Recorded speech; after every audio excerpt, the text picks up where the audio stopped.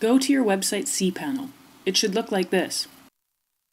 Your URL, web address, should look like this.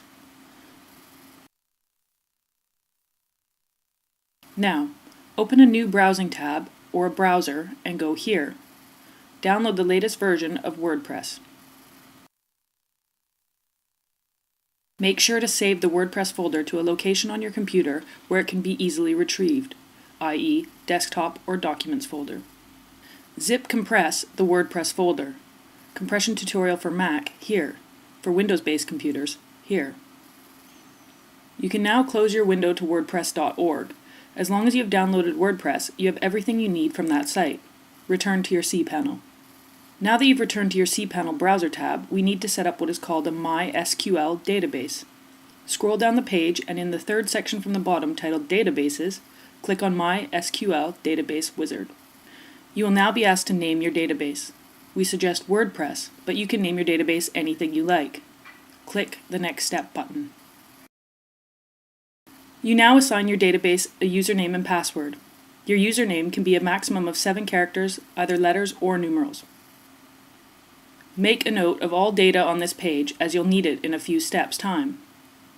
Your username will look something like this. Click Create User. Add user to database and select All Privileges. All radio boxes should now be ticked. Click Next Step. Click Return to Home to return to the cPanel homepage. From the cPanel homepage, choose File Manager. If prompted by the File Manager directory selection, choose webroot public_html/www. This should already be selected, so simply press Go. You should now have a screen that looks like this. Click public_html from the left-hand column of the File Manager. This is the folder on your website from which all data is stored, and also retrieved by the computers of those visiting your site. So yes, it's pretty important. Without it, you don't have a working website. Choose Upload from the horizontal menu and select the zipped WordPress file by clicking the Choose File button. A new browser window will appear that looks like this. The process of uploading your WordPress files could take a few minutes, depending on your connection speed. Your screen should now look like this. When the upload status bar reads 100% complete, return to your cPanel tab or browser by clicking here. Your screen should now look like this. If it doesn't, reload in the horizontal sub-navigation in your file manager. Tick WordPress.zip radio box. Select Extract from the horizontal menu. Ensure your path is public_html and click Extract Files. On clicking Extract, your screen should look like this while the files are extracted. Close the subsequent pop-up box listing the extracted files. Your screen should look like this. If it doesn't, click Reload. You should now see an unzipped folder called WordPress.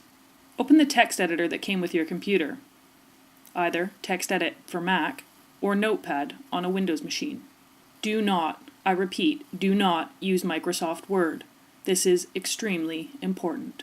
Double-click into the unzipped WordPress file folder in your cPanel. Your screen should now look like this. Find the file called wp-config-sample.php. Download it to your computer by double-clicking it. Now use TextEdit or Notepad to open the downloaded wp-config-sample.php file. You must now add the details from your database as created in Step 3 to area highlighted in image. This step is case sensitive. Add your full username from Step 3, including the underscore. Save the file as wp-config.php. Note, the file is now called wp-config.php, not wp-config-sample.php. So you'll need to delete the suffix -sample. Remember to add the suffix .php before saving, otherwise the file will default to .txt. Return to File Manager in your cPanel and upload wp-config.php. Once the upload bar reads 100% complete, click here. Make sure you are in cPanel's File Manager. Click on public_html in the left column in the File Manager. Double-click on the unzipped WordPress folder. Click the Select All radio box in the horizontal navigation. Now click on Move File. You should see a screen that looks like this. Delete the word WordPress from within the box as shown. The box should now read /public_HTML/. Click on Move Files. Don't panic, you should now have a screen that looks like this.